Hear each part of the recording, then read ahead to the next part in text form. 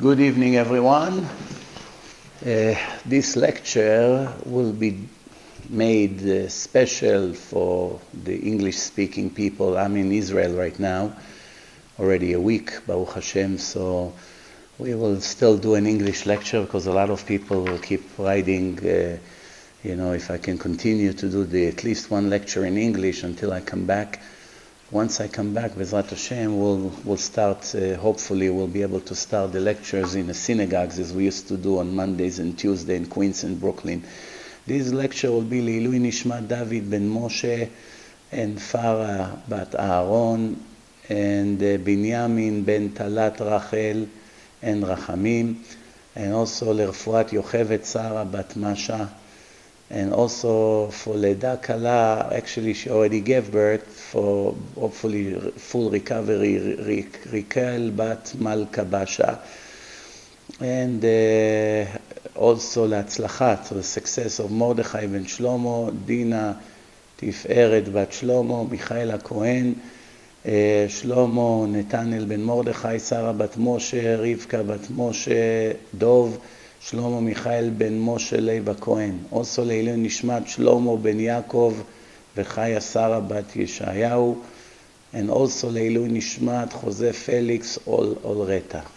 As you can see, in a week you get accumulation of a lot of people that needs either Leilui Neshama, Refuah, success, Baruch Hashem, for all of us. I was thinking to speak today a little bit in general about the situation and also about Lashon Hara. Why all of a sudden to make a lecture about Lashon Hara? Because I was thinking, after all the tragedy that we had to go through for more than 3 months by now, March, April, May, now it's June, it's almost 4 months of suffering. You would think that after HaKadosh Baruch Hu threw us out of the synagogue, and after, HaKadosh Baruch Hu showed us that He's not even interested in our Torah by closing all the yeshivot. And He showed us that, all the things that are happening, the sinat chinam, the lack of unity, the racism, and mainly Lashon Hara and murdering each other online with comments and all these things, bullying each other, tons of violence, not necessarily physical violence, but also, verbal. People basically destroyed each other with their mouth. After all of that, I was thinking maybe people will get the lesson. People will finally get the lesson. But it was very, very fast for everyone to go back to their routine as I'm beginning to see more and more poison out there, and maybe we should talk about it now because in America this coming Shabbat will be Parashat Shlach. Shlach Lecha, Hashem said to Moshe Rabbeinu to send the spies. In Israel, this parasha already was last Shabbat. Next parasha will be Korach. It's very interesting that both parashot speaking about Lashon Hara. The Parashat Shlach is Lashon Hara about the HolyLand, about Eretz Israel, which talks a lot about politics, why people do specific things. And Parashat Korach, the same thing. Lashon Hara, the only difference is that this time is the leader of the nation of Israel, Moses. A group of people, as great as they were, chief leaders, following one that instigate, convince everyone to follow him, 250 people coming to rebel against Moshe Rabbeinu, that's Parashat Korach. This what will be in this week in Eretz Israel. Since this is the topic, maybe we should really start from the beginning. One of the most important halachot in Judaism and in life in general, by the way, also the Gentiles, even though they only have 7 laws of Noah, which is 7 main laws, but altogether there is one general rule for the Gentiles, that they're not supposed to do things that is against human logic. Ugly things, that it's against human logic, against the acceptable manners, against the acceptable behaving, they're also not allowed to do. So for instance, just to give us an idea, Lashon Hara, speaking gossip about people, ruining someone's character, reputation, that's obviously against human logic, because in the law of United States, one of the laws in the Constitution is that if you ruin someone's character, you ruin his reputation. If he proves that you use lies by ruining his reputation, he can get a lot of money out of you, because you destroyed his character. If everything he said about you was the truth, then the court, the secular court in America and unfortunately also in Israel, will dismiss the case. Why? There was no lies were found. No lies were found, therefore for them it's kosher. Comes the Torah, the word of God is, it doesn't matter, it's not kosher whether you use lies, and it's not kosher even if you say the truth. However, when you use lies, it's obviously a much bigger sin. But even when you say the truth and you publish it to the world, they automatically break one of the rules of the Torah of Lashon Hara. And it's also gossip, which is another problem.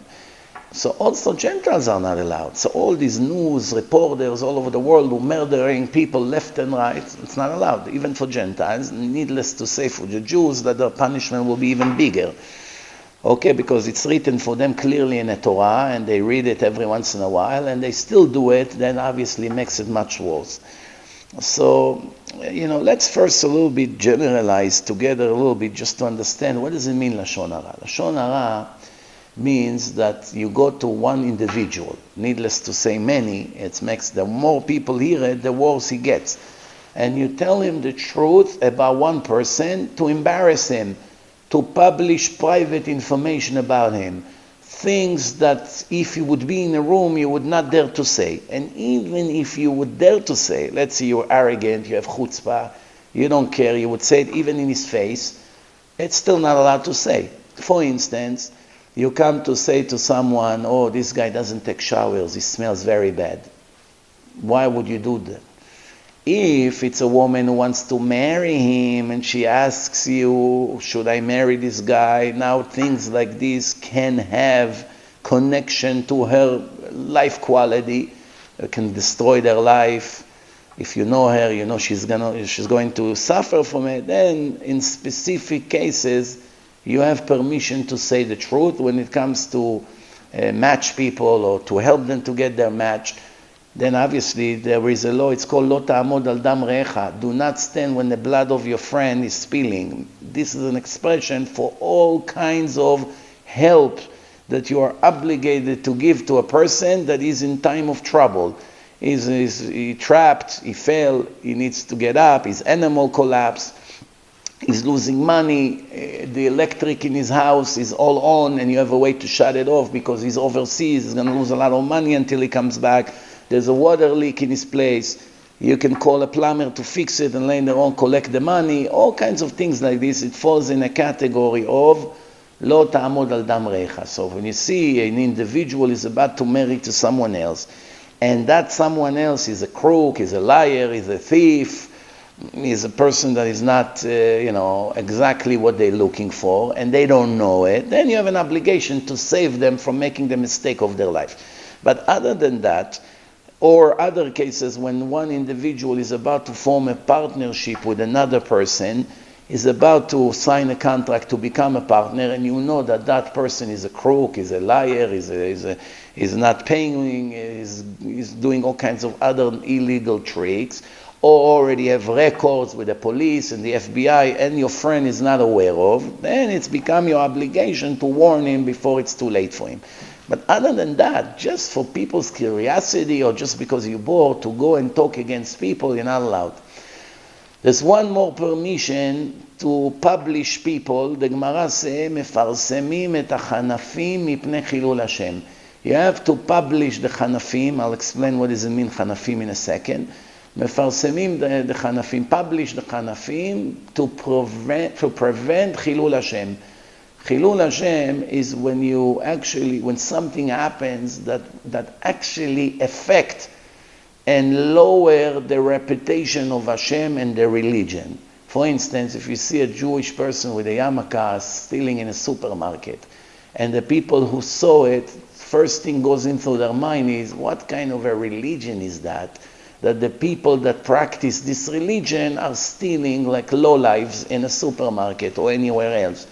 Automatically it makes people look down at the religion or not interested to become religious, because if that's the face of the religious people, I don't want anything to do with that. That's called Chilul Hashem. Any kind of embarrassment to the religion, directly or indirectly, falls in a category of Chilul Hashem. Chilul Hashem, the word Chilul comes like Chilul Shabbat. Chilul comes from the word Chol. Chol means regular, not holy. We have Shabbat, Shabbat it's holy. There is all kinds of holy things in the Torah. Chol means the opposite of holy, regular. 6 days are regular days, 1 day is holy, it's Shabbat. Holidays are holy. Rest of the year, it's regular days. If you make Shabbat a regular day, you are mechalel Shabbat. You destroy the holiness of Shabbat. Hashem is holy, the Torah is holy, and every religious Jew must be holy. Every Jew must be holy. Secular Jews have no idea what they live for. How do you expect them to act holy? It's a little bit too much to ask. But those who know Torah, those who went to yeshiva, those who learn, those who listen to lectures from the right speakers, and they behave bad, what they do is they take a holy thing and turn it into a simple, regular, nothing special thing. They lower the holiness, and they have no permission. The Torah says you must be holy because I'm holy. The Torah is holy. The nation of Israel is holy. You are my children. I chose you from all the nation. You have to be holy because I'm holy. You're representing me. All these expressions and verses in the Torah leaves no doubt that the Jew must be holy at any second of his life. And causing people to disrespect the religion because of your action, or because of the way you dress, or because of the way you smell, or because of the way you eat, or because of the curses that comes out of your mouth, all these things bring disgrace to the reputation of Judaism and to the reputation of the religion. So this is clear now. That's called Chilul Hashem. Now what does it mean, mefarsemim et hachanafim mipnei Chilul Hashem? Publish the Chanafim. Who are the Chanafim? Chanafim are people that from the outside looks very righteous. They may have a long beard and a hat. They dress religious. From the outside they pretend they're religious. They come to synagogue. They pray. They sometimes say words of Torah. They pretend they're very good, when it comes to religion. But indoors, it's the total opposite. They steal, they lie. When they speak to people on the phone, they deceive in a business. They all do all kinds of other sins in hidden doors, that nobody is aware of. So if someone is aware of that, he has an obligation to publish these fakers in order for later on, when Hashem will punish these wicked people, everybody will come and say, it's not fair. Why God is punishing righteous people? This guy was religious. He was going to the synagogue every day. He had a long beard. He had a yarmulke, a tzitzit. Why God gave him such a horrible end? Everybody begin to question the judging of Hashem. And people are now going lower in the religious level because they become weak. When they see supposedly people that look righteous are suffering or they get punishment, automatically it affects a lot of weak people to become even more weak.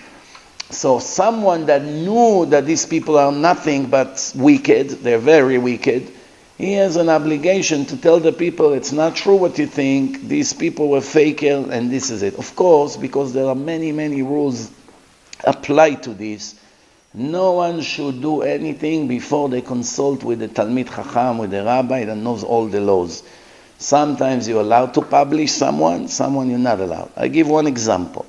When that person is making damage to the public, then it becomes a necessity. It's very, very necessary to publish him. The faster, the better. And all over, even to invest money in it. Why? To save your brothers and sisters to fall in his hands. I will give you an example. If you have a person that is known as a pedophile, he does horrible things to kids. He looks religious, he comes to places, he was caught once, he was caught twice. It's already known that he's sick, he cannot control his actions. You don't have personally anything against him. He never did anything to you or your family, but you know he's been doing it in places where he goes.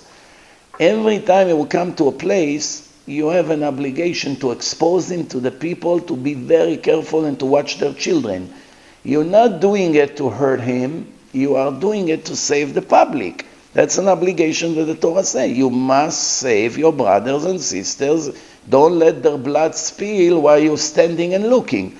So anything that you can actually warn a person and you did not warn him, and as a result of that a damage come to him, you are a sinner. You are one of the reasons why this person got what he got. Of course, in the end, everybody gets what Hashem decided he's going to get one way or the other. But we have an obligation to follow the rules of the Torah, and there are few solid rules to warn people before it's too late for them. I give another example. There are speakers today that come pretend to be Jewish speaker, pretend to teach the Jewish religion, but instead of teaching the Jewish religion, which they sometimes do, some of the things they say it's correct. It comes from the Gemara, it comes from Shulchan Aruch, it comes from Ashkafa books. Of course, you'll never find a speaker that for the whole hour that he speaks, everything is heresy. No. There's always going to be some truth in the lectures. That's why the Gemara says every lie, in order for the lie to exist for a long time, has to have some truth in it. If the entire story is a lie, then obviously, very quickly will collapse and everyone will know it was a lie. But if some of the story is the truth, then there is a chance that this lie can last sometimes years and sometimes decades. Why? Because the truth gives us the power to remain for the time being.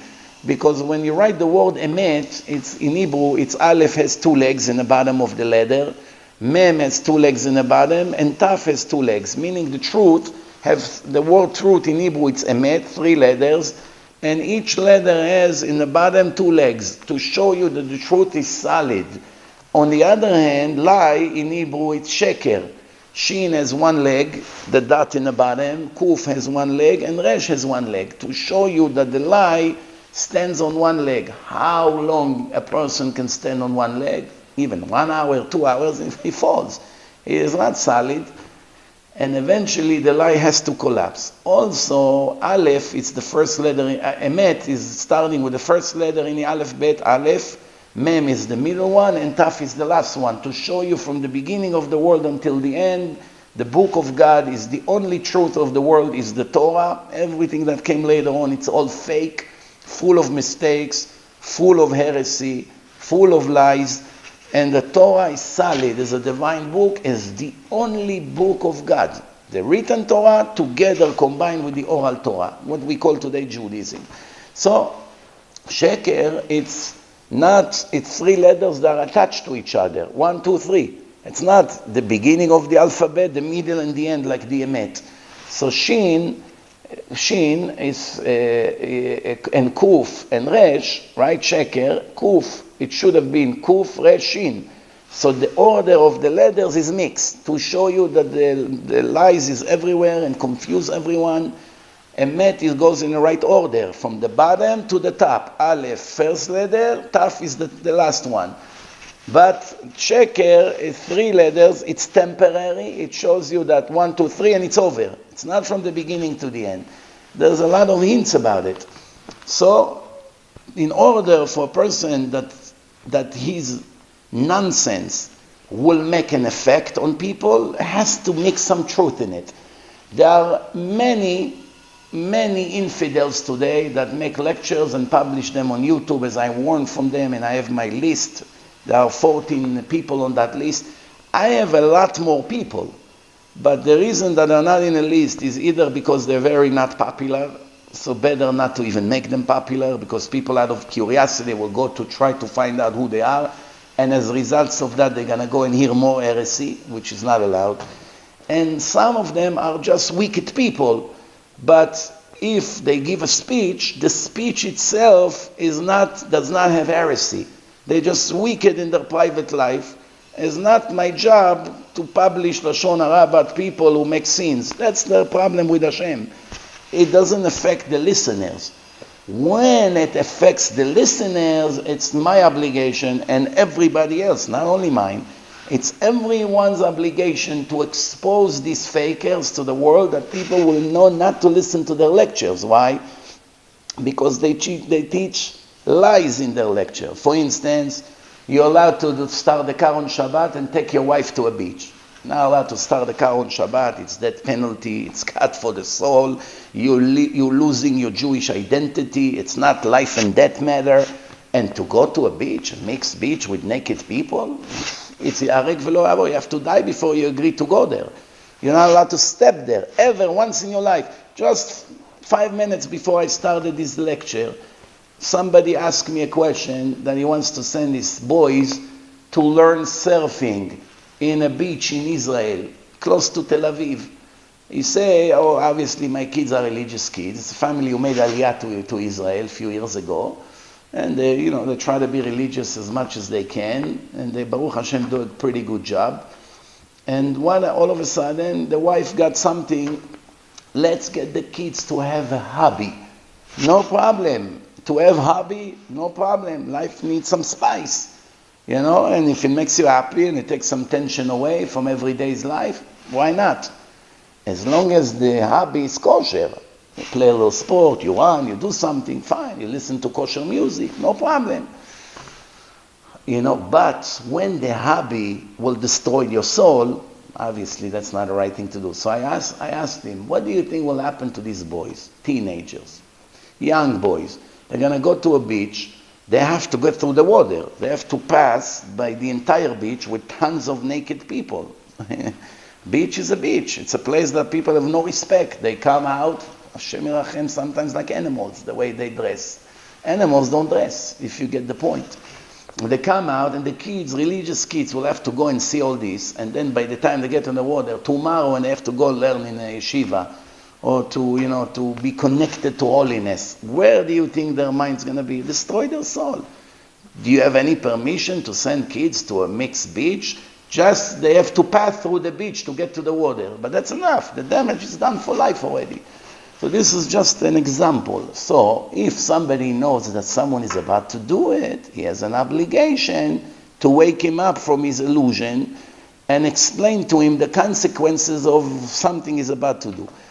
When someone spread heresy, you must warn the people, that's not Lashon Hara, that's not Motzi Shem Ra, there's nothing personal here. You do it because you don't want those soul murderers to succeed in their mission. What's their mission? Either to teach you the wrong halachot, to teach you the opposite of the Jewish hashkafa, the Jewish ideology. They want to gain popularity, money. Some of them, they just want to be special. What am I going to speak about? What every other kosher rabbi speak? It's boring. People already heard it everywhere. Let me be unique. Out of his ego, he wants to be unique. So he begins to speak philosophy, like some people told me about Santa Claus. He's deep. I enjoy listening to him, but he's deep. I'm going to show you a lot of Christians that are also very deep. You won't understand a lot of what they speak. Scientists are very deep. Some Muslims are deep. Some Hindus are deep. Some Buddhists are deep. All kinds of other cults. They will tell you all kinds of things. It sounds very interesting, but it's not the truth. In religion, you must stick to the truth. There's no permission to go 1% off the truth. Definitely not on purpose. Some people are naive. They don't know the 13th principle of Judaism. They don't learn enough Torah to know what God loves and what He hates. They don't know which speaker is kosher and not. And even those non-kosher speakers, when they listen to them, they won't know what parts of their lecture is heresy and what part of the lecture is kosher. How can you let people like this listen? I want to remind everyone that listening to apikorsim and minim and people that are kofrim in the Torah, like the former chief rabbi of England that said that there was no Adam and Eve and the exodus of Egypt never happened and it's all a parable, and every time something in the Torah does not match what the scientists claim, then you have to dismiss the Torah and follow the scientists and to assume that the Torah was only a parable. Such heresy.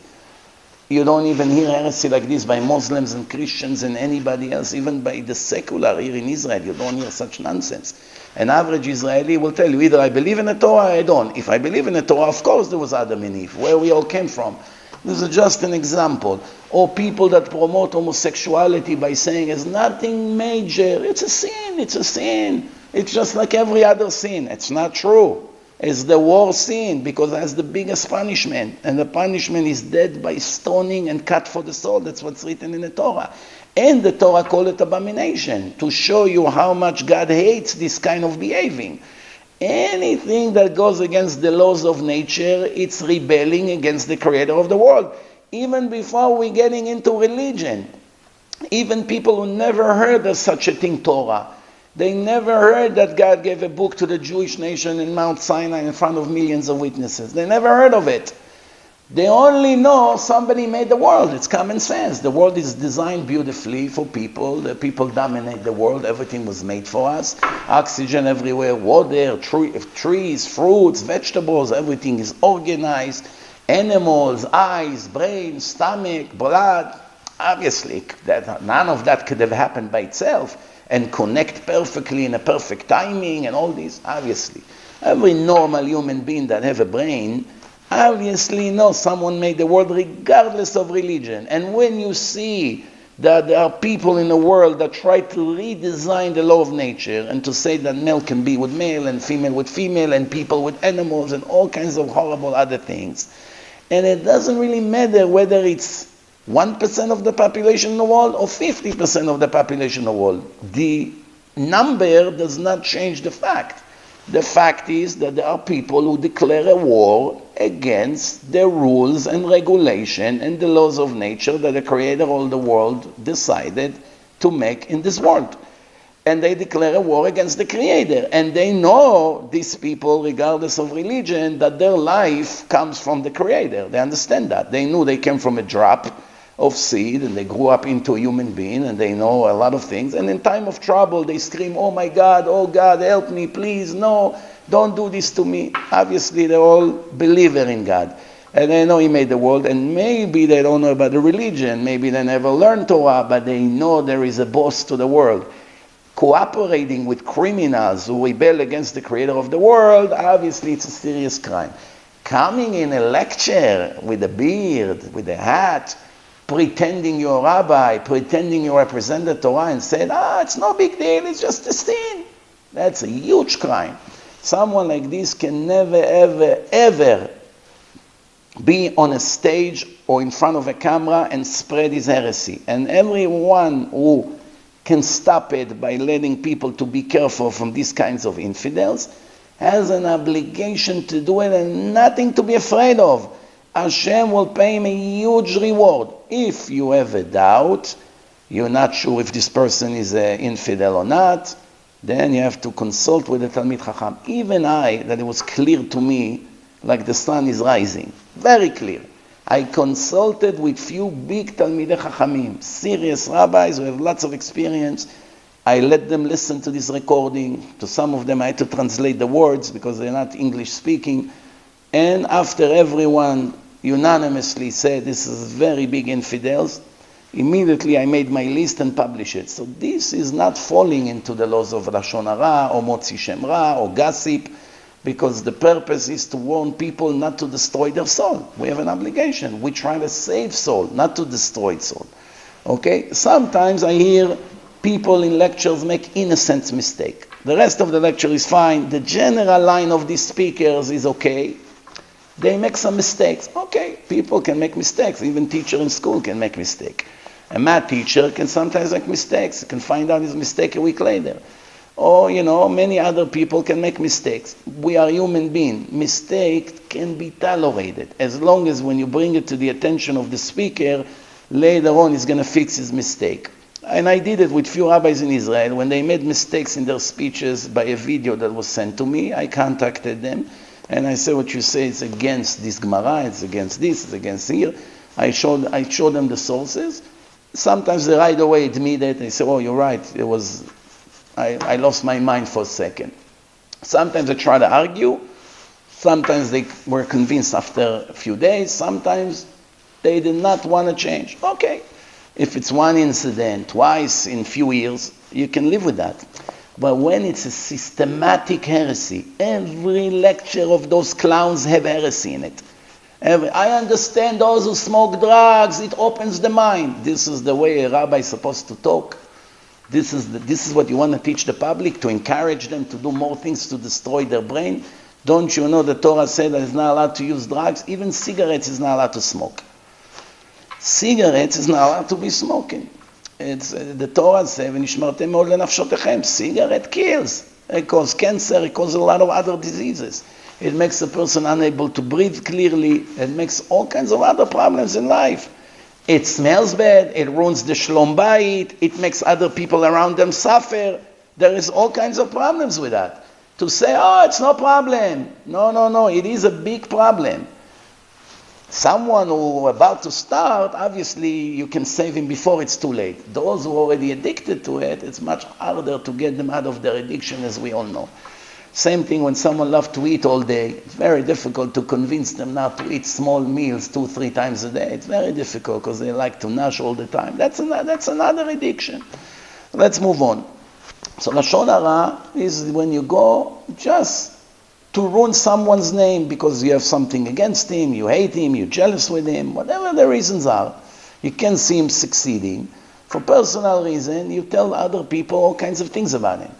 If everything you say is the truth, then you only committed a sin of Lashon Hara. Lashon Hara means the truth. If you add even one detail that it's incorrect, you exaggerate it with the details, you say something that he never said, or anything like that, then it becomes a war sin. It's become motzi shem ra, making up a bad reputation to that person based on nothing true, or details that are not true in a story. That's much worse, obviously, and the punishment for that will be even worse than the one who speaks Lashon Hara. One way or the other, if a person made that mistake, he has to go to the people that heard that from him, because they also get punished, not just the speaker, the listener. And sometimes the person that they speak about also get punished. For instance, if he behaves terribly in public, and that's Chilul Hashem, and then people speak about him behind his back, he was the cause of these people speaking about him or listening to Lashon Hara about him because of the way he behaves. That's why he also gets some kind of a punishment. Not as much as the speaker and the listener, but he also consider a part of the reason why people made a sin because of him. So, when a person comes to you and wants to tell you something bad about someone just for fun, because he's bored or because he hates him or because whatever the case is, immediately tell him, no, I don't want to hear, don't speak Lashon Hara, please.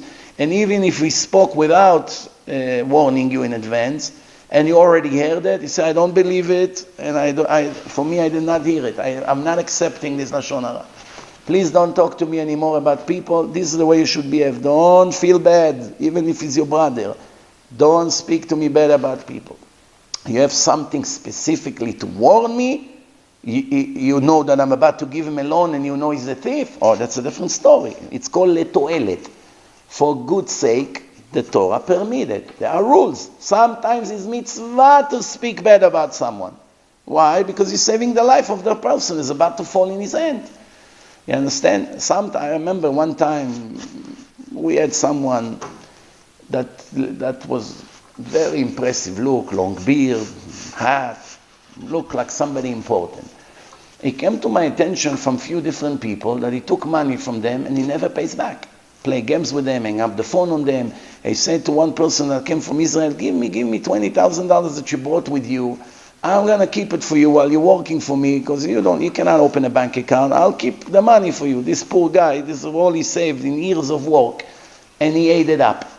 And then he went to a restaurant, ordered a catering for some events, $3,500. The owner of the restaurant used to know me personally, called me to say what's going on. I trusted him. He gave me a check. The check was fake. There's no account like this. Now he played games with me. And later on, he came to the same person and said to him, by the way, I have a check that someone gave me for $6,000. Take it. Give me now, I owe you $3,500. Give me $2,500 and deposit this check. It's not from me, from someone else. He was about to do it and he called me up. He said, well, you're not going to believe what happened. This guy came, showed with the check. He told me this check is good. Give me the change. I told him, you're out of your mind. You're about to give him the check. Tell him, come back when the check clear. I'll give you the difference. Of course, the check was fake again. So people like this, it's mitzvah to publish them. Whether it's a letter, whether it's messages, today people on WhatsApp groups, mitzvah to expose them. I warned someone from that person, he still went and gave him the money and the money was gone. Same guy with the $20,000, all his life saving up to that date were all gone. So what's going on? When you see people like this, they have a bad habit to steal people's money. You have to warn them. If you know there's a store, they sell fake merchandise, they use people's credit card without permission, they give you defected merchandise, and you know it for a fact, you have to warn people from them. It's not a Lashon Hara. Because if you don't speak, many of innocent kosher people will go there and be a victim. If you're not sure, that's why you have rabbis for. Make sure you have a kosher rabbi, Talmid Chacham, that knows halachot. He will get back to you and give you the answer to your questions. And that's how you act, based on that Torah. Rabbi, this is what's going on. Should I do it? Should I not do it? Am I allowed? Am I not allowed? This is the way it should be. Let's move on. We saw in the parasha, Baruch Hashem, as I said, in Israel we already read it. You're going to read it in New York and in Europe. Every other place in exile, there was 2 days of Shavuot. Therefore, the second day was on Shabbat. So we did not read the regular Parashat Shavua. That should have been Ba'alotcha. And because of that, it was postponed 1 week. But in Israel, they have only 1 day Yom Tov. And it was only Friday. Shabbat was already a regular weekday. So on Shabbat, they read Ba'alotcha, and then the week after, which was 2 days ago, they read Parashat Shlach. In America and in Europe, it's going to be, Be'ezrat Hashem, this coming Shabbat. But it's very interesting, because both parashot, where we're going to read in America, where we're going to read in Israel, both of them speaking about Lashon Hara, and the devastating consequences of Lashon Hara. Let's talk a little bit about the spies. Moshe Rabbeinu decided to send spies based on his own opinion. Hashem already told him, I'm bringing you to a great land of milk and honey and everything, great fruit and all 4 seasons at the same time. It's a fantastic place, land that I love, land that my eyes is focusing on that land from the beginning of the year until the end of the year, more than other parts of the world. That's the Holy Land. The gate to heaven is right there in Jerusalem. All these things they already knew in advance. They go now, because of their sins, Hashem postponed the arrival to Israel by 40 years until the entire generation will die. As results of that, only 2 people that came out of Egypt actually enter Israel, which is Joshua and Caleb. They are the 2 good spies that try to protect the reputation of the Holy Land. So the spies are leaders. They're all leaders in the desert. The important people, as the Torah say, Anashim Chashuvim, Anshe Shem, people with good name, good reputation. Rashi writes, at that time when they went on their assignment, there were still kosher, righteous people.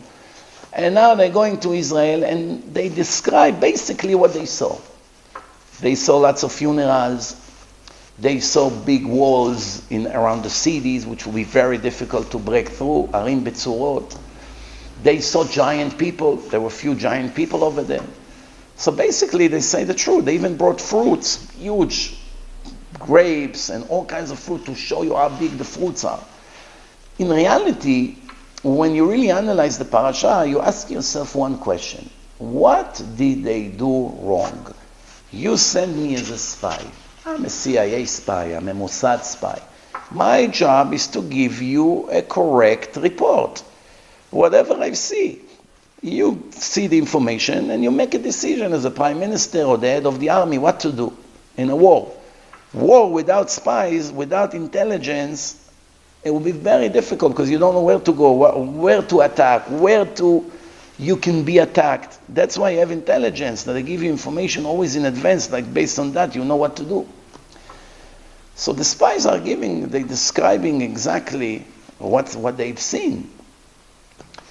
They went to Israel, for 40 days they went the entire land of Israel. Rashi writes something very interesting. Eretz Israel is 400 al 400. It's 400 parsa on 400 parsa. The calculation, a person cannot cover the entire land. Remember, they walk, or even if you say they have donkeys, it's still not enough to cover the entire Israel from top to the bottom and from left to right, from south to east. Impossible group of people to cover the entire Israel. Today we have cars, it's much easier, but even today it would be difficult. But back then for sure there's no chance. But Hashem made them a miracle. He made like fitzat haderech, that everything was done miraculously. So we know it's, in other words, you have a miracle here, and we learn from here something very interesting. Now while you are in the middle of a scene, which we're going to explain what was the scene, you are in the middle of a scene, you have bad plans, you have a wrong agenda, you're going against the will of God, at the same time He's making miracles for you. How can it be? Sometimes people think that because things went smooth, that means it's the will of Hashem. Not true. Sometimes it's the exact other way around. The Satan sometimes helps you. He wants you to make the sin. I remember one time, there were 3 guys came to me for Shabbat, 20 years ago, approximately. 2 of them were positive, 1 of them was negative. Meaning 2 were interested to be by us for Shabbat. They're all not religious, all 3. They're not Shomer Shabbat. But 2 came with good intention to see Shabbat, to enjoy. And that one was dragged by them, come. Obviously, when you see it's in Shabbat table, we sing, we talk Divrei Torah. It was so impure, this guy. Nothing even penetrated to him. I saw how he moves, he's nervous. Maybe he wanted to smoke. You know, sometimes people, it's very hard for them without cigarettes on Shabbat. Later on, they say, we're going to take a walk in the neighborhood. Later on, I asked them, where is the 3rd guy? And we don't know. He disappeared. What do you mean? He didn't say anything. We don't know where he went. We went to the room. His bag was still there. Nobody knows where he disappeared. We look for him, find the night, disappeared. Shabbat all days wasn't there. I said to myself, where can he go? Shabbat. Where can he go? His stuff is here. His wallet is there. Doesn't even money on him to take a cab, something. Motzei Shabbat, they took his stuff, they left. For years, I did not know what happened with this guy. It was a mystery. A few years ago, I went to a wedding in Queens Boulevard, Bukharian wedding. We came to say for a few minutes, Mazal Tov, right to the chuppah. As I walk up the stairs, I see a guy with a beard, hat, look very religious. Rabbi, wow, I'm so happy to meet you. I looked at him, I didn't recognize him. He said, you don't recognize me, right? I said, no, I see so many faces now, always I recognize people. I was by your house for Shabbat. I say, yeah, wow, I'm surprised I don't remember you. So of course you don't remember me. I didn't have this beard and hat. I am the guy that came with 2 other guys and ran in the middle of Shabbat. As soon as I remembered that, I said, wow, for years I'm dying to know what happened with you. He said to me, listen, Rabbi, it was too heavy for me, I was so much into the nonsense, I was totally secular. It was too much for me. I wasn't ready mentally for that. So I decided to run back home. So I asked him, but how did you get back to Queens, or Brooklyn it was actually? How did you go back to Brooklyn? You left your stuff. He said, you're not going to believe what a miracle happened to me. You're not going to believe. What happened? He said that he went to the center of Monsey. He was standing over there where the stores were, right in the center of Monsey. And he tried to get a cab. And a cab came. He was speaking Russian, this guy. It's one of his languages. And a Russian guy came and, he pulled him over, a taxi. I told him, listen, I'm stuck here. I have to get to Brooklyn, and I don't have my wallet. I lost everything. And the guy agreed to take him to Brooklyn for free. I don't know, maybe he told him, get there, I'll go upstairs and give you the money, but he trusted him. He was willing to give him a ride to Brooklyn. So what happened? Hashem made him a miracle, sent him a taxi to take him back to Brooklyn. Since when Hashem helps a person that is doing such horrible things? First of all, it's Mechalel Shabbat.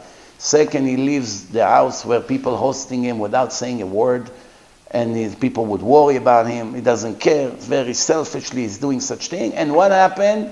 Against all odds, a taxi comes. It's very difficult to find a taxi without calling in advance. It's not Manhattan. You have thousands of yellow cabs everywhere. This is a very quiet area. On Friday night, there's not one car in Monsey. All of a sudden, a taxi of a goy showed up. Why? Hashem made him a miracle. Because always the Gemara said, בדרך שאדם רוצה ללך, מוליכים אותו. You choose the path where you want to be. You want to go with me or you want to go against me. Either way, I will continue to give you oxygen. I will continue to give you parnasa, to make a living, a house, clothing, watch, cars, business, wife, children, oxygen, health. It's all from me. You may ask, why are you giving me so much? I'm such a sinner. I'm such a faker. I'm such a crook. I'm such a liar. I'm such a Mechalel Shabbat. I'm such an idol worshipper. I'm such Machtia Rabim. Why would you do so much for me, Hashem? Don't worry. Nothing is for free. One day I will hand you the bill. You need this. You need a house. You need a family. You need food. You need oxygen. I'm giving it to you. But I will serve you with the bill. When you die, you come to a trial, 1 year trial. You stand in front of me and we will analyze what I gave you and what you did with that. If you use everything I gave you to do positive things, to help the world, to make you and your children and your family much better, to be devoted to Torah, to help, to donate money to the right places, only to the right places. Donating to places that are not kosher, it's a big sin. You're not going to get any reward for it. You're going to get 100% punishment for that.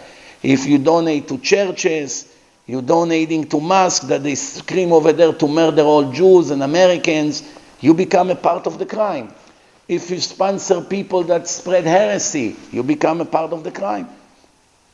You understand? So every time, or if you give money to all kinds of places that they're not spreading heresy, but the way they teach makes everyone comfortably now. Don't worry, you're all righteous, you have nothing to worry, Hashem loves you, He loves everyone equally, everyone is His children, whether you Shomer Shabbat, whether you're not Shomer Shabbat, whether you are honest, whether you're a thief, whether you're a liar, Hashem loves everyone. Total baloney, it's all a lie. That's not what the Torah say. The Torah say that there are people Hashem loves and people He hates, literally hates. And the Rambam, the top authority in Jewish halacha, almost the whole Shulchan Aruch is based on the Rambam. Rambam writes in the laws of tshuva, repentance, 100%. Yesterday, you were hated and despicable and pushed away, and today you are loved and welcome and a friend. What happened? You became a Baal Tshuva. You stopped being Mechalel Shabbat. You stopped to steal. You stopped to lie. You started to dress modest. You stop making all kinds of sins you used to do. You become more and more religious. You're on a roll. You're growing now spiritually. From a hated creature, you became a very loved creature. What changed the status of you as a hated person as opposed to a loved person? Your actions. Same thing happened with the people of Nineveh, the Goyim in Syria. Hashem sent Jonah the prophet, John the prophet, all the way, it's close to Syria, Nineveh. He told them, God said to me, in 40 days we'll destroy all of you. Why? You're all idol worshippers, thieves, whatever they do. You have 40 days to repent. If you will repent, maybe God will forgive you. And they did take it serious. The king, all the people, they wore sack, ashes. They fasted every day. They made the animal fast. After 40 days, it's written in the book of Yonah, which we read it in Maftir Yonah in Yom Kippur. Hashem saw that these Gentiles changed their action. It does not say Hashem saw that they were fasting. Fasting helps a lot. We fast on Yom Kippur. It means it helps. Suffering as an atonement on Yom Kippur, it's good. But for the Goyim, they all fasting, wearing sack, putting ashes on their head, praying to God for forgiveness, and change their bad actions, bad habits. They worked on themselves. The king probably gave them some speeches over there. Everyone who steal, stop. Everyone who make all kinds of other sins, stop it. Become ethical. Fix your bad ways. People started to become better, and Hashem forgave them for the time being and canceled the bad decree. So what do we see? The power of repentance. What make you from a hated person to a loved person? Changing of your actions.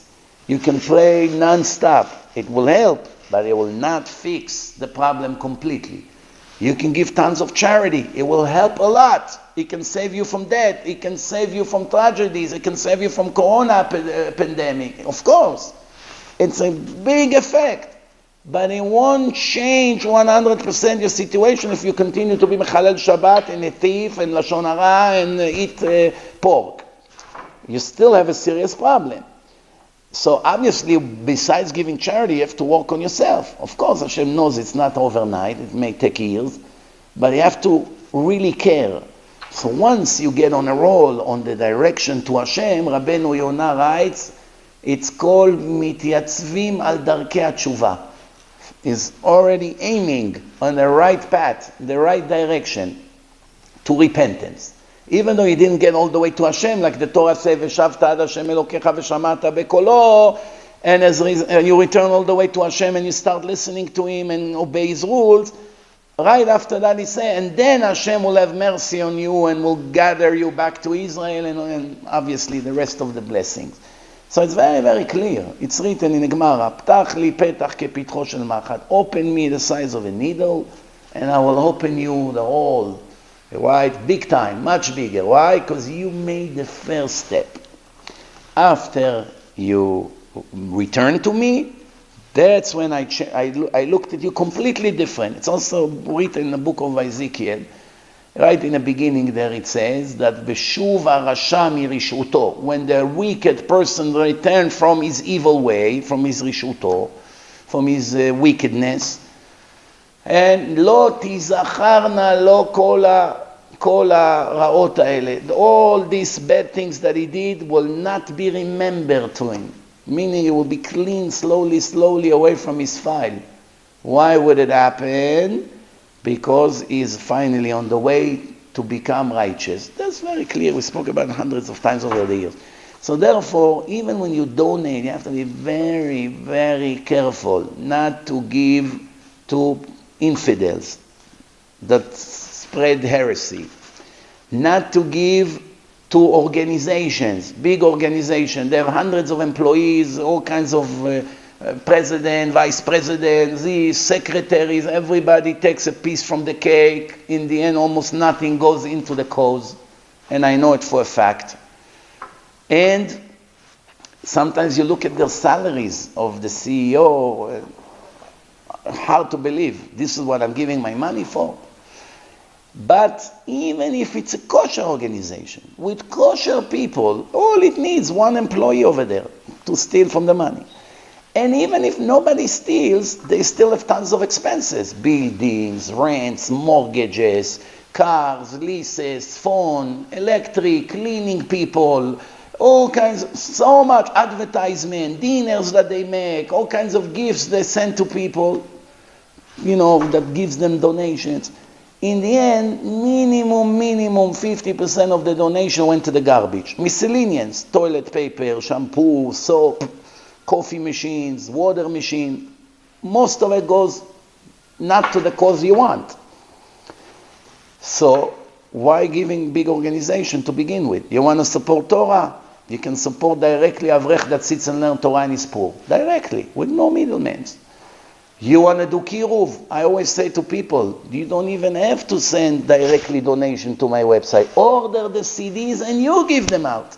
You buy them for $1 each. What can be better than that? 30 hours of lecture for $1. Spread them, put them in places, pizza shop, supermarket. Problem is that most people are busy. They don't have time to go and give it out, or sometimes they're embarrassed to hand it to people. So we do it for them. I just sent a few thousand CDs, 1,000 here, 1,000 there. Where does money come from? From the donations. USBs that we're giving now in Israel in the lectures, books that we're giving them out, CDs that we give everywhere. Where does it come from? From people that donate money. But the good thing is that 100% of the donations here go to the cause. No building, no mortgages, no car leases.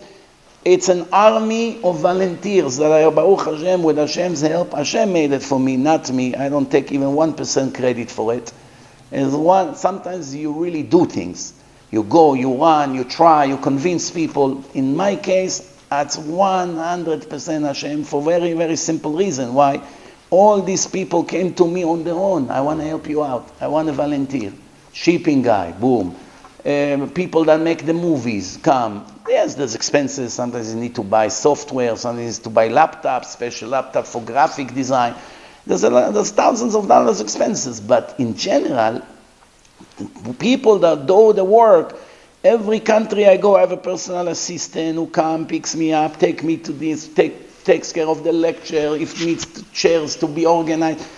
Hashem sends great volunteers. Every place and place, whether you go to Mexico, whether you go to Panama, whether you go to Europe or Italy or HolyLand or any other place I went, there's always at least one person, and sometimes a group, that do everything, do the whole job. They take it on themselves. Sometimes they even pay money from their pocket to do it.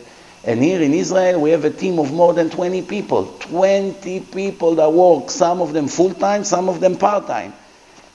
It would cost millions of dollars salaries over the years. Baruch Hashem, we didn't have these expenses.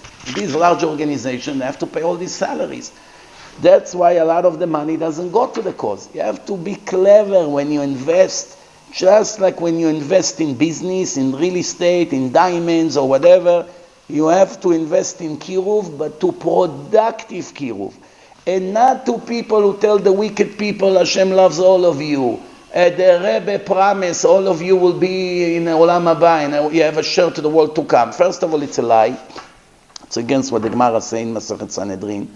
The Gemara said Jews supposed to have a share to the world to come, but here are the Jews who have no share to the world to come. There's a list of people.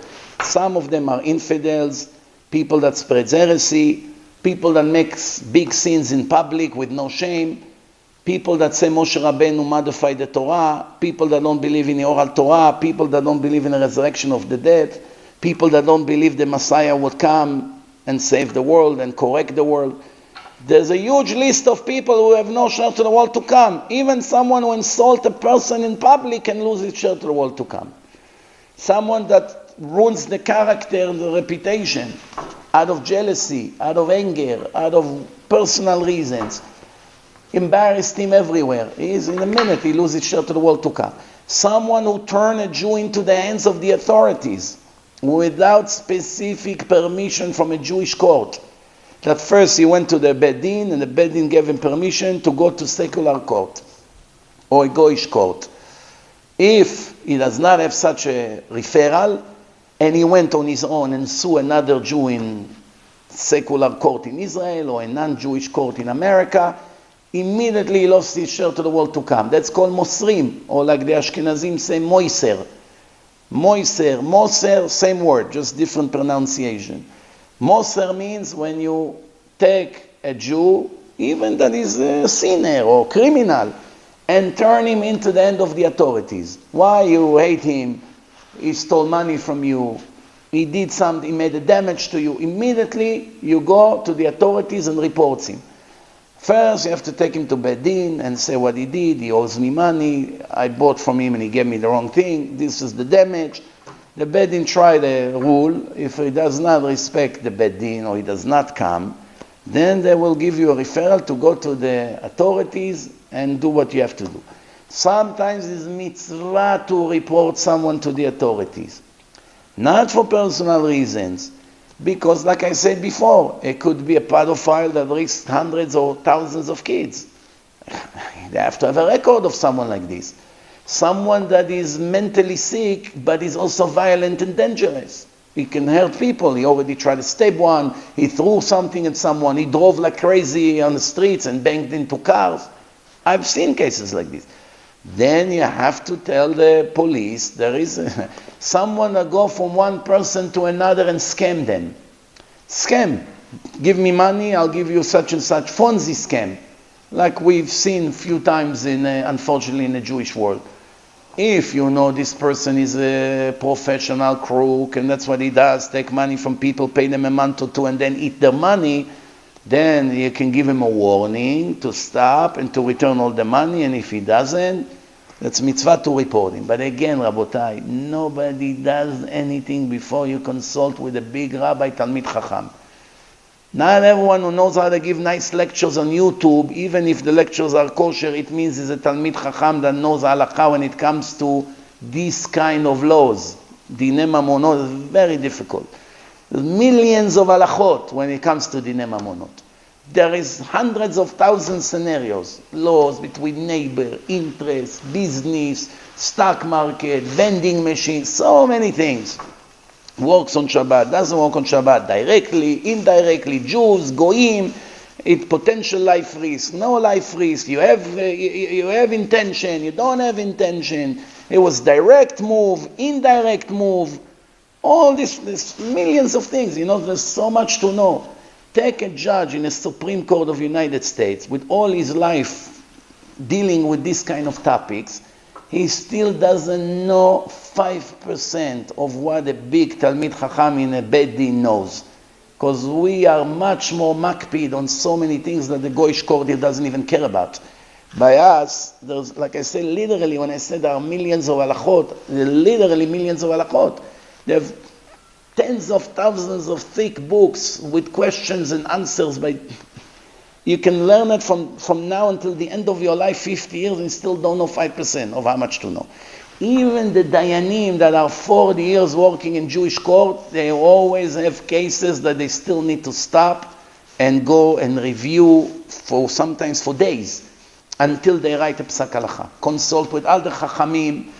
It's not so simple, Rabotai. So you, obviously, the average listener, before you do something that, God forbid, can make you lose your share to the world to come, consult. You can ask me. Things that I will know for sure to answer, I will answer. Things that I'm not sure, even 1% doubt, I will refer to my rabbi, who is a huge genius, Talmid Chacham, one of the biggest in the world, Baki in all the Torah and Kabbalah, and I can ask him. And I have also a few other Talmidei Chachamim to consult with, so at least you get a good answer. You know when you come in front of Hashem, you will have an answer. Why did you do that? The rabbi told me, after I asked him what to do. Okay, so I did what the Torah say. You're clear and free from any punishment. You understand why? Because you're not doing. I'm not a doctor. I don't know how to cure people. I asked the doctor what medicine to take. He told you to take the wrong medicine. He's responsible. This is how it goes, Rabotai. Even in secular life, it works in a similar way. You go to a doctor. If the local doctor doesn't know, he's not a specialist, he will refer you to a bigger doctor or a specialist about the problem that you have. You will need referral. And that's how it goes. We move on. We have the spies, and the spies said everything basically accurate. However, why they got punished? Why Hashem got angry in the entire Jewish nation? For a few reasons. Reason number one, I already told you it's a good land.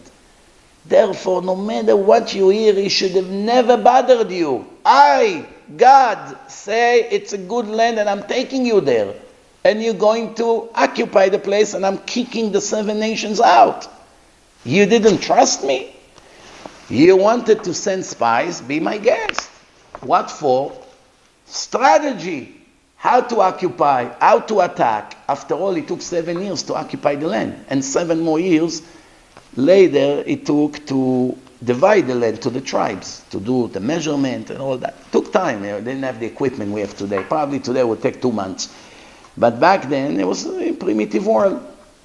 So first of all, you did not trust my promise, number one. Number two, why the spies speak against Israel? They say the truth. They saw funeral, they saw wars, they saw giants, they saw all of that. Why in that case they are punished? They gave an accurate report. Because to begin with, they had an agenda. Politicians, it's very common today. I have an agenda. Now let me see through the Torah or through reality how I justify my agenda to get what I want. Meaning, if something will be against my agenda, I will know how to shave it off. I will know how to sugarcoat it. I will know to find some source out of nowhere and back up my actions. No matter what, it will happen the way I want it. And how it's going to happen, leave the technical issues to me. I'll fix it up. But it will happen one way or the other. This is obviously against Hashem. That's against the Torah, against the truth. So now, everything they say was actually the other way around, even though they describe what they saw. Why they saw so many funerals? Hashem made the Goyim busy, bury tons of people. Why? That they won't have time to see that there are spies looking around. Strangers came here. What are they doing in our country? They did not pass through Homeland Security. They did not stamp their passports. How they walk around here? How they enter the land? How the soldiers never saw them? Why? Everyone is in funeral. And we have to ask a question, why everyone was in a funeral? Is it fair that Hashem will kill thousands of Goyim just because he wants the spies to go free to protect them? Is it fair just to kill the Goyim have no life? Were they not people? Even on animals we would ask this question, why Hashem will kill, let's say, 5,000 dogs in order to save them? There's other ways around. Hashem could have made miracles without killing the Goyim. The answer is, Rabotai, Hashem did not kill any new Goyim. This was all Goyim that died before. So why they didn't bury them? Because they had a rule over there in the land of Canaan that when a lot of people die, they keep them in an isolated place. Obviously the smell of the body is awful, so they put them in a place, but not buried yet. And they wait until some big righteous person in the land will die. When he dies, the Goyim believe that when they bury everyone together in the same time they bury him, since he goes to heaven, they will all go with him to heaven. That's some kind of false beliefs they had. Who died the same time when the spies were walking in Israel? Eov. Very righteous person. There's a part in the Tanakh, book of Eov, Job. He was one of the advisors of Pharaoh. He was the good one. He was the one that, well, it could have been better, but it wasn't like Bilam. Bilam gave an advice to kill all the babies. Eov ran away. He didn't want to say yes, didn't want to say no. He said, whatever I'm going to say, I'm going to get into trouble. So Yitro, the father-in-law of Moshe Rabbeinu, he was the one that said you should not do it.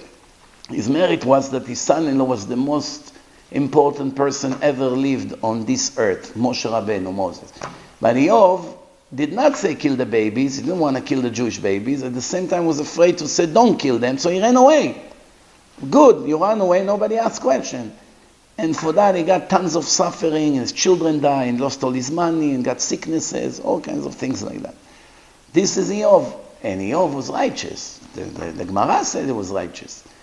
He was buried at the same time, and they were all busy right away, quickly take all the relatives and bury them at the same time, that these spies can go from one place to the other. This is how Hashem organized it. Instead of appreciating the efforts that Hashem had to do to organize all this, they looked at it as the land that buried their citizen. When there were walls around,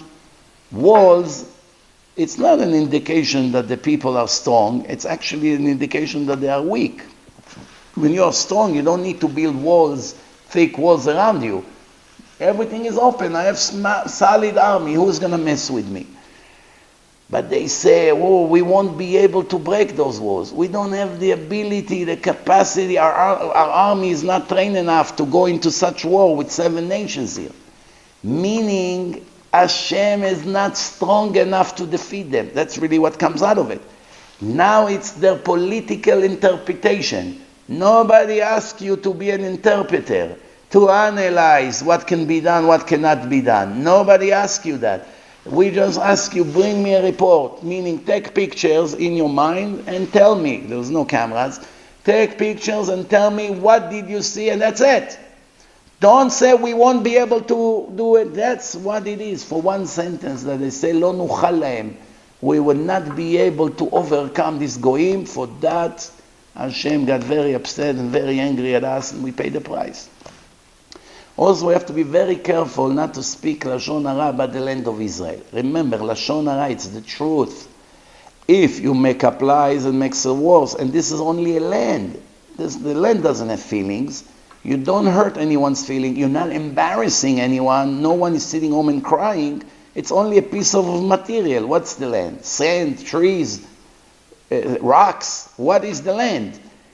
Because it's precious to God, this land, once you speak about things that may look derogatory, immediately it's a sin. You're not allowed. And we saw how Hashem got angry at them. For instance, in Israel, the weather in the summer is very hot and humid. If you come and say, oh, I suffer, you suffer, it's so hot, wow, it's hot, you say the truth, you're not lying.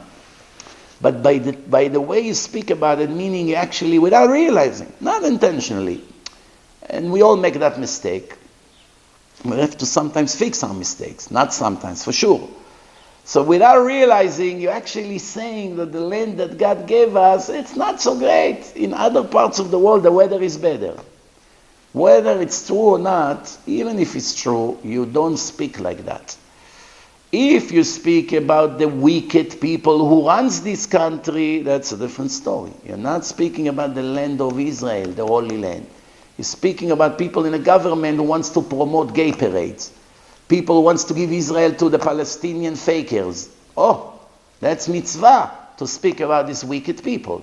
Mechalelei Shabbat, as I said, Halacha said, Chafetz Chaim, you're allowed to speak Lashon Hara about Mechalel Shabbos. Mechalel Shabbos cut himself out of the Jewish nation. As long as he does not observe the Sabbath, he's counted like a non-Jew. And the Torah say you're not allowed to speak Lashon Hara about your brother, Amitcha. Or when it says you should love your brother like you love yourself, Ve'afta le'reacha kamocha, the Gemara explained, Reacha lamitzvot, only a colleague of you that also believe in Hashem and follow the Torah. Mistakes everyone makes. But in general, he comes to shul, he puts tefillin, he keeps Shabbat, he has tzitzit, yarmulke. He's a religious man. He eats kosher only. You have to love like you love yourself. Not people who rebel against Hashem. Not all these Erev Rav who try to destroy the Torah and make Israel a land of goyim. There are no mitzvah to love them. You have to separate from them. Even to say hello to them you're not allowed. People that fight the Torah and speak in the Israeli Knesset to destroy the yeshivot and close them and fight against synagogue and fight against religious and every other speech they speak like Nazis against the Haredim, non-stop. People like this, you have to kiss up to them. You're allowed to give them compliments. You're not allowed to say hello to them. Hello, you're not allowed. If there's an idol worshipping, you're not allowed to ask him how you're doing. How are you? I'm worried about you. Or to give him a blessing. You give a blessing to idol worshiper that makes God angry every minute of his life. You bless him to be successful. You give a blessing to a thief that makes a lot of people miserable. You give a blessing to Mechalel Shabbat who rebelled directly against God and is so ungrateful to him that he told him Shabbat is the covenant between me and the Jewish nation. You have to publish me to the world that I created the world in 6 days. In the 7th day I striked, I rested, meaning I did not create anything. And you go and kiss up to him and tell him how great you are. It's against the halakha. Read in a book Orchot Tzadikim. That's the most important Musar book in Judaism. And they have it in English also. Chapter 24. Chanufa, Chanefim. The name of the chapter is Kissing Up. Please read this carefully 3 times and you understand where I'm bringing you all the sources. It's a good collection, who you're allowed to kiss up to and who you're not allowed to kiss up to. After you read this was almost 1,000 years ago. It's not someone that somebody wrote 20 years ago, right? It's a very high level of Torah. That's where you see what's allowed, what's not allowed. Not by listening to these heresy speakers. No. They sometimes don't know what they're talking about, and sometimes on purpose they modify the Torah for personal gain. Don't take their word for it. When they tell you have to love everyone, I'll give you another example. A lot of people say, sometimes even important rabbis, surprisingly, I'm surprised how they don't know such a simple halacha. They say you have to judge every human being favorably. Meaning if you saw that he made a sin, give him the benefits of the doubt. Don't suspect him. You saw him coming to the store, putting something in his pocket, looking around. Don't suspect him. Why? Maybe it's pikuach nefesh. Maybe someone is dying now and doesn't have money on him. He has to take it tomorrow. He's going to come and give them the money. Could be a life risk. Yes, it could be a life risk. You see someone drives a car on Shabbat. Maybe it's a life risk. Why is suspecting that he's mechalel Shabbat? Right? The answer is wrong. We have clear, solid rules. You must give the benefits of the doubt to every person that has a status of a kosher person. Meaning, if a person is known in a community as Shomer Shabbat, he's observing Shabbat for 10 years, 20 years, every Shabbat in the synagogue, he never drives a car. And now you saw him driving on Shabbat, you must say to your children who saw it, don't worry, it's probably his wife giving birth. Oh, chas v'shalom, let's go read Tehillim for him. Let's read some prayers for him. Why? Maybe chas v'shalom, someone got sick in his house and there's a life risk. If he drives on Shabbat, probably something happened. But if you saw a Jew that for all his life, he drives on Shabbat. Every Shabbat drives to the beach, drives to work. Your neighbor, 20 years, every Shabbat starts the car 9 a.m. and go and drive and come back. 20 years you see it. And now you saw him driving on Shabbat. And your son asks you, Abba, why is the neighbor driving on Shabbat? What do you have to tell him? Oh, his wife probably giving birth. What are you going to say next Shabbat? Oh, it's a life risk. What are you going to say next Shabbat? You're going to run out of lies, no? You're not allowed to give someone like that the benefits of the doubt. Not allowed. It's not that you don't have to. You're not allowed. He has a chazakah of Rasha. And Reshaim, you don't compliment them, you don't protect them, lo melamdim alem zchut. You don't learn the benefits of the doubt on them. Nothing. If someone is known as a big thief, he was convicted already a few times in Beit Din for stealing, for borrowing and not paying back ever. Give him the benefits of the doubt. Thousands of people would lose their money by them. Do you want to go and give Madoff the benefits of the doubt? Imagine Madoff would be released now. So, he's very sick. Release him. And he's back in business. Someone asks you about him. Based on those people who teach the wrong Torah, you have to say, oh, he's a big tzaddik. He's great. What? Every Jew is a tzaddik. No one ever stole. The Torah, there's no mitzvah to be stupid. There's no mitzvah to be a fool. There's no mitzvah to be naive. There are rules. If is a person who known not to be a thief, never heard about him, no one ever complained that he's a thief. Somebody asks you about him, hey, by the way, I think this guy stole money, I don't want to accept it, I don't believe it, don't speak like that, this person known as a kosher person. If he's a well-known thief, you must believe it. If the police came to your house and something disappeared, and there were 100 people in a party, and one of them has a reputation of the thief, you have to tell the policeman, check by him first. And if the police would not find anything by him, you don't have to apologize to him. I did not embarrass you. You brought it on yourself. That's what the Torah says. You have a chazakah of a ganav. Your status is known to be a thief. We go by status. If you see a person walking in the street without a kippah, without tzitzit, his sideburns are cut above the bone, he has no signs of being religious, you have to assume he's not religious, a goy. So therefore, if there are things in Jewish ceremonies that you need 10 Shomrei Shabbat, you cannot count him. If later he's going to come and say, hey, I'm Shomer Shabbat, why you didn't count me? It's your problem, not ours. Why you walk in the street without kippah? Why you walk without tzitzit? Why your beard is cut all the way and above where it's permitted? How am I supposed to know? What do you think? Every person on the street, I'm going to ask him if he's religious, if he's Shomer Shabbat? We go by what we see. That's what the Gemara say, En la dayan ela ma she'enav ro'ot. Okay, so Rabotai, before I finished, I just want to say a few words about the next parasha that will be. I know it doesn't apply, it's for exile, it's for Israel. We have in this upcoming parasha, after the spies, we have Korach, gathered 250 people against Moshe. Korach heard Hashem nominated Moshe Rabbeinu to be the leader. He heard that Hashem say Aaron is a Kohen and the father of the Kohanim. All of that he heard. He saw that Hashem spoke to Moshe and to nobody else in public. The first 2 commandments, Hashem spoke. It's written, Moshe ידבר והאלוקים יעננו בקול. Hashem answered him with voice.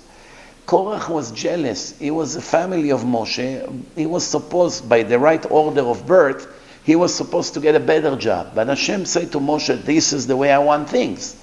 Not Moshe, Hashem. His ego was hurt. He was insulted. And he started to make a revolution against Moshe Rabbeinu. What was his end? The land opened up and swallowed him and 250 chief leaders together with him. They all died with their family, animals, everything. Why? They made a machloket. The Gemara speaks very bad against machloket. Not to make disagreements, not to make fights, argument, politics. Unfortunately today, almost every place you go, yeshivot, synagogues, have machlokot inside. Between the people, read this way, read that way, sit here, don't sit there, the rabbi should speak 15 minutes, he should speak 5 minutes, it's too long, we should start this time, we should start that time. So what if the gabbai wants like this? We want like this, we don't want the women to sit there, we want to open, we want to close. Forget about it. People cannot behave.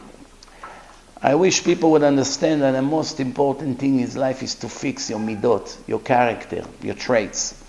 You can be a robot that keep mitzvot, keep Shabbat, put tefillin, pray, everything like a robot. But you're still the same rotten person after 30 years of being Shomer Shabbat. Same rotten person. I see it everywhere I go. I see it everywhere I go. I see how people talk. I see how they behave. I see a word is not a word. Someone say to you, I'm going to be at 1 o'clock by you. 3 o'clock is not there and he's not even calling to apologize, I'm not on the way. This is a religious person. That's a religious person. Someone that abuses his family, his wife, this is a religious person. Do you understand, Rabotai? So, if you're not going to fix yourself, what exactly are you going to say to God when you stand in front of Him after being religious for 70 years? He's going to ask you, are you a proud person? Over there it's the world of truth. You cannot say no. You're going to have to say exactly the truth. And you're going to have to say yes, very much. Are you a jealous person? Very much.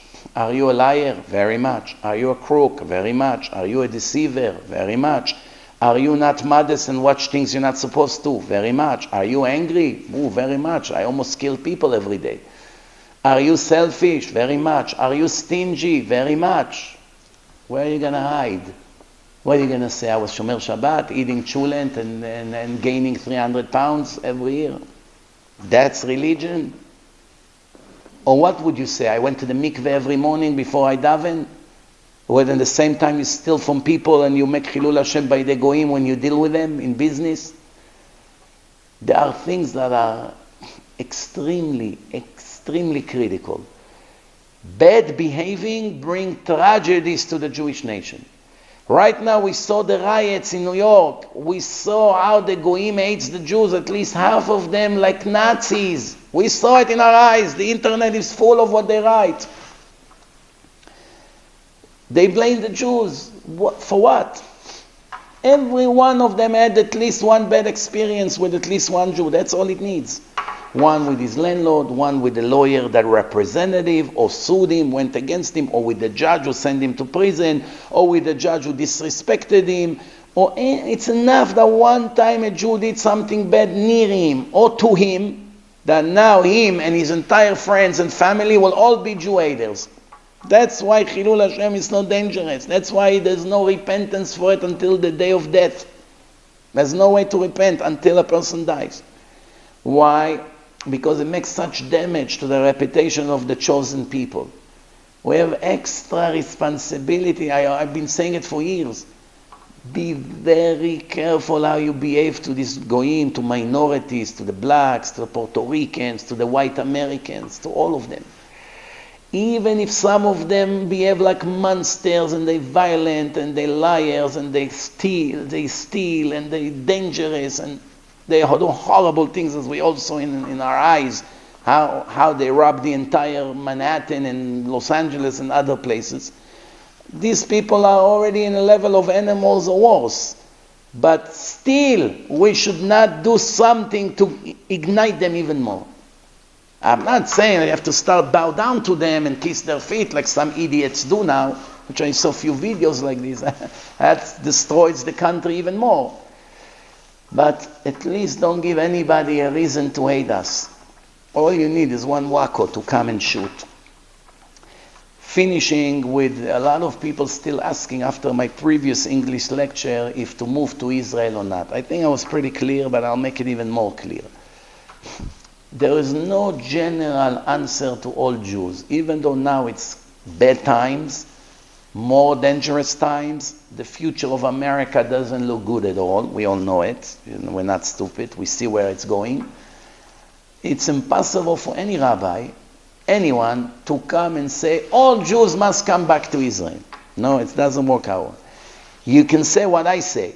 If you have money, prepare your move to Israel. If you can buy a place, start doing it. If you can send some of your money to Israel, do it. Because you never know. You may have 1 day or 2 days that you have to get up, pack your stuff and leave before it's going to be too late. Remember, when Hitler came to some countries, a few days later they closed the borders. If these Jew haters will take over after Trump falls, you don't know what they can do. The next thing they're going to say, Jews cannot live without special permission. What's the permission? We have to go through their papers and how much money they have. They're going to have to pay a fine and fee that they're leaving the country. They did it in Iran, they did it in Russia, they did it in Libya, they did it in Spain and Portugal. They can do it here as well. It's nothing different. It's the same anti-Semite people, descendants of Amalek. To think that everything will go back to normal, that's a little bit over-optimistic. Everything is in the hand of Hashem. Everything is possible. But it's more likely that the hatred of these cruel people that you saw how dangerous they are is probably not going anywhere.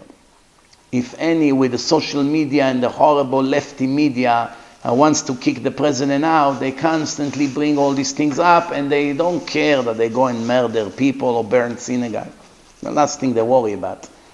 Even liberal Jews, reporters, with their hatred to the president and he's so good for Israel and for the Jews, they help the enemies of Israel as long as they will serve their personal agenda to kick him out of the White House. These traders, as I've been speaking about them for years already, from day one, even before Trump was elected. But I don't want to take it to politics right now. I just want to speak about what the Jews have to do.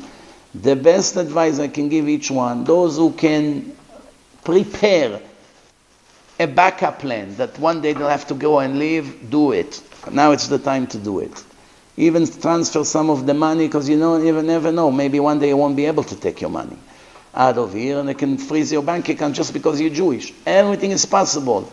Don't dream that it's democracy, they follow you, they tell your phone, they do everything where you are. We already know it. It's all baloney. There's really no freedom of speech. You only have freedom of speech if you're a lefty trader. If you're a righty or a religious person, you're not allowed to speak against abortion, you're not allowed to speak for Trump. If you do it, they look at you like you're crazy. They brainwash the whole world with their nonsense and pro-gay agenda and abortion and everything that Hashem hates. And the Zohar said that they will rule the world before the Messiah would come. And it's written in Mizmor Shir Le'Yom HaShabbat in Psalms. It's written, it's a prophecy to the end of the world. It's written, Ish ba'ar lo yeda uchsi lo yavin et zot. A fool and an ignorant will not know what? Before Achreshaim Kmo Esef, that the wicked people are popping up like weeds everywhere. What for? Vayatzritzu kol po'alei aven, those who are the most wicked will rise above everyone, meaning they'll be in the headlines, in control. And what's the bottom line? The end of the verse, leishamdam adead, to destroy them for eternity. Moments before God will destroy all these lefty, liberal, haters of religion, haters of God, haters of the Jewish people, haters of Torah, haters of ethic, haters of everything God's love. Before He will destroy them, He gives them one last strength to control and fulfill their evil plans until He will wipe them out from eternity and put them in a place where they deserve to be for eternity. It's written, it's not my opinion. That's what's written. We don't want to be, God forbid, in that side. We don't want to rule now 10, 20 years and then Chas v'Shalom suffer for millions of years. We have to make repentance. A part of our repentance, we have right now to evaluate the situation. We have to prepare a place in Israel that we will be able to move there. What about those who don't have money? They own a house. In order for them to buy a house in Israel, they would have to sell first the house in America. It will be very difficult to sell millions of homes. If you have 6 million Jews in America, at least 4 million of them don't consider themselves Jewish or Israeli or anything to do with Israel, as the survey show. So they're not going to run to Israel. If they will run, they'll run to a different country. So I'm not worried about them. They're not even interested to go to Israel, okay? They don't look at themselves as with any connection to Israel. Many of them married to non-Jews. They're probably going to run to their country, Italy, Ireland, Germany, Africa, anywhere they came from. So that's not a problem. But at least about 2 million, approximately, Jews, those religious and those who are traditional, or those who are, pro-Israel, they would want to run to Israel. And they probably have hundreds of thousands of homes here in America. It will be very difficult to send hundreds of thousands of homes, especially when the Jews live in certain areas. Some parts of Brooklyn, in Long Island, in other places, in Los Angeles, Jewish community, all of a sudden you're going to put hundreds of homes for sale. Let's be realistic. Most of the Goyim won't even have enough money to buy these big, nice, fancy homes. So they're all going to go to the garbage, as history always repeats. That's what happened in every time the Jews had to escape from Iran, from Spain, from Portugal, from Libya. They left everything and ran with a little bit for whatever they could take. Smuggled themselves out of the border. Yes, I know it sounds not realistic. I know people thinking, what is he thinking? But things that I say a few months ago, people laugh. Remember when I say go stuff the house on food, it's going to be 10 hours to wait online to the supermarket. People would fight for food here. It will be riots here. Go to the February lectures before the corona started in America. And listen, everything I say unfortunately happened. It's not me. I'm not a prophet. I don't have a Ruach HaKodesh. It's very simple common sense. A process began. Most likely, that's where it's going to end. That's it. You don't have to be a prophet to know it. Some people have a little bit vision to the future based on common sense. Some people not. Those who don't have to listen to those who have a vision. Why? Because you have to be prepared. It doesn't mean it's going to happen for sure. But there's a very high chance. Those who are a young couple, they just got married, they don't even have kids, or they have one baby, and they rent a place here, and they barely have an income. What do they have to lose to move to Israel? They have nothing special here, no assets, nothing special. The situation in Israel will be more or less the same. At least they restart their life before their children grow and they can become Israelis, and it will be easier for them. Later, when you move with kids, when they're older already, it will be very, very, very difficult. Different mentality. Not all yeshivot will accept American kids. It's different level, different speech, different way of learning. The kids sitting in a class not knowing Hebrew, the Israeli kids, they speak fast Hebrew, he doesn't understand. It's not going to be easy for these kids. If they're very young, the kids learn very fast languages. Within a year they'll learn. They even get the accent of the place when they're young. But later on, when they're 16, 17, it's very difficult. They're in the middle. Some people are in college right now. They already paid, they have another year to finish. They're thinking, I took student loan, $100,000, $200,000. What am I going to do? Move to Israel in the middle? Let me at least become an engineer or something finish something? That's a very big question. Also, before you move ever, don't ever move just because the situation is dangerous, and I'll tell you why, and we'll finish here. We have a rule in the Torah. When there is physical life risk or spiritual life risk, meaning a risk for the soul, that you go down on a religious level, you go off the derech, like we say, meaning your neshama will go down on a spiritual level. There's two kinds of pikuach nefesh. There's pikuach nefesh for the body. You can get killed. People can come to the house and burn it. People can shoot at you. People can beat you up on the street, like it happened before the Holocaust, and now it's beginning to happen here. That's pikuach nefesh of the body. It's terrible, but it's not the worst. There is something 1,000,000 times worse, at least, or maybe 1,000,000,000 times worse. It's hard to say how much worse, but a lot worse. Pikuach nefesh of the soul, meaning, the Gemara say a rule, it's a principle in the Torah. Gadol hamachtio yoter min haorgo. If a person make another person become not religious, he was religious, you convinced him to be not religious, with the heresy, with all kinds of things you did. You took him to places with no modesty, women, who knows what, and you made that person stop being religious. It's count that you murder his soul, not his body, which is much worse. If you just get up based on your own opinion, take your family, your children, buy a house in Israel, move the children to Israel, and now they have no yeshivot, no place, they're beginning to walk in the street, they see things they're not supposed to see, you don't have chevruta, you don't have a synagogue, everything is totally messed. And your entire family will become eventually not religious and broken apart. You did something much worse than staying in America and get beaten up by these monsters who wants Jewish blood. It's better to die religious here than to go to Israel, get saved and not to die, and to kill the neshama. This is what people have to remember. That's why even if time of pikuach nefesh, when it's real pikuach nefesh, really that they begin to attack your hometown, and you're afraid to even walk on the street with the yarmulke, which I suggest regardless to walk with a baseball hat. It's also, you have to cover the head. How to cover the head is not so critical. If you can get less attention for anti-Semite people on the street, it's better. It could be people that look to stab you or to rob you or to who knows what. You walk with a baseball hat, they won't know exactly who you are. That's a side recommendation. And if you say, I saw one person made a comment on my other lecture that I say that, where is the trust in Hashem? That's a comment of an ignorant person who doesn't know any Torah. The Torah, the Gemara say clearly, you're not allowed to count on a miracle. Hashem can save you, but he's going to need to perform a miracle. If you go to a dangerous area with lots of monster anti-Semites, that means Hashem will have to make a miracle for them not to hurt you, but he's going to take away from your merit. Why do you want to lose your merit? Because you insist to walk with the yarmulke.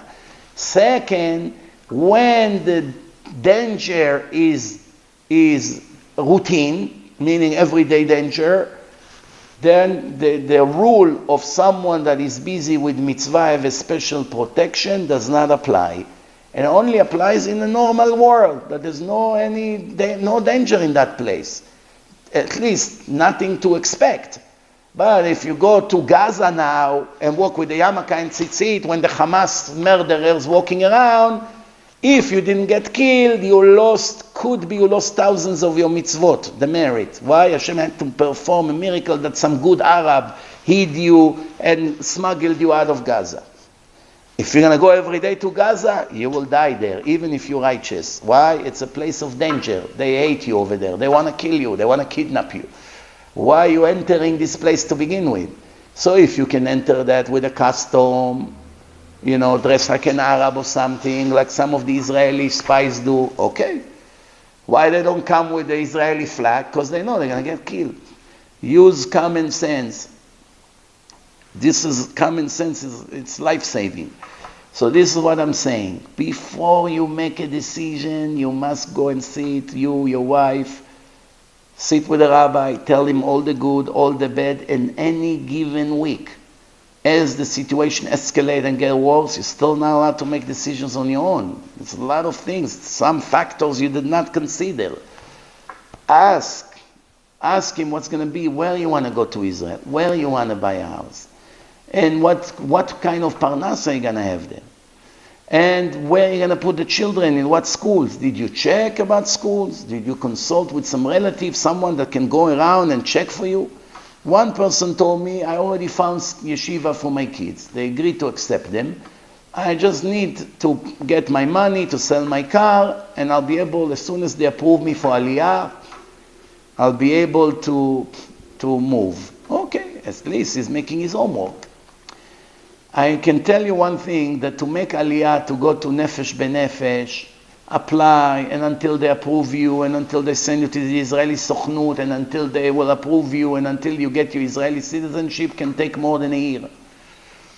I sent a message to the top authorities here in Israel a few days ago, through people that I know in the government, that they have to change the entire system of receiving Jews into Israel now. And someone told me that they're working on it. Soon it's going to become easier, I hope. Until it becomes easier, for the time being, not always you're going to have time for Nefesh Benefesh and the Israeli Sochnut until they approve you. You can come to Israel as a tourist. You walk into Israel. While you are in Israel, take care of your citizenship. Don't leave Israel. If you got an approval from your rabbi that knows you, and you felt that your life is in danger, and you have no parnasa here, your business went down the drain, and your children don't have any way good yeshiva, and the rabbi told you move to Israel right now, you don't need to wait to this entire process. You come to Israel and you apply while you're here. You go to the Israeli Misrad Apnim, they'll tell you what to do. And Israel, it's not like America. In America, they give you a visa for 3 months. If you pass over the time, you can never enter America ever again. That's why people are afraid. They don't want to stay over what the visa say. In Israel, you don't have a problem. You can stay for years, the police will never catch you and they never throw you out. And even if they know you're there for years, nobody will do anything. You're going to be able to get health insurance, pay Kupat Cholim, your children will be able to learn in yeshiva, everything as a regular citizen, especially if you're Jewish. Even if you're not Jewish, even if your father is Jewish and your mother is not Jewish, you still have the right to settle in Israel. That's the law here over here. It's called Chok HaShvut. And while you're here, you take care of your papers. You don't sit here and wait. By that time, you starve or you get killed if the situation will escalate. I try not to answer all the questions that people ask me in the last 10 days since I made my last lecture. For sure, I forgot a lot of things. But Bezrat Hashem, on the next lecture that I will make, I will see what I forgot and I will try to clarify some more things. Thank you very much for everyone. Have a wonderful week. Baruch Adonai Le'olam. Amen ve'amen.